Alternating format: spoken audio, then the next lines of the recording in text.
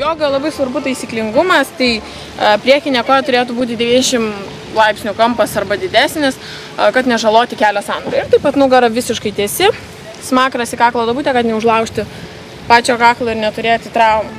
Kaskart, kai turi laiko, Juozas apsilanko savo draugės Gilijos vedomose jogos treniruotėse.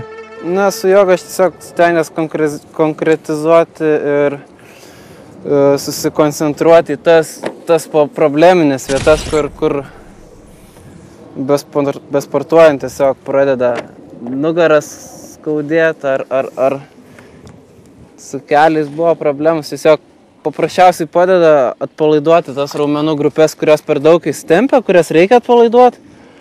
Ir tada automatiškai tie skausmai praeina ir prie tą pačią stiprinu tas raumenų grupės, kurias reikia stiprinti labiausiai.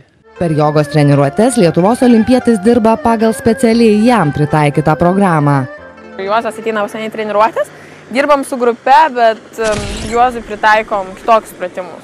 Būtent pagal jo galimybės ir pagal jo problemas. Savo treniruočių jogos trenerė Gilija nevadina tikrąją jogą, nes indų mokymas apimantis įvairius fizinius ir mentalinius pratimus daugiau nei vien fizinis krūvis.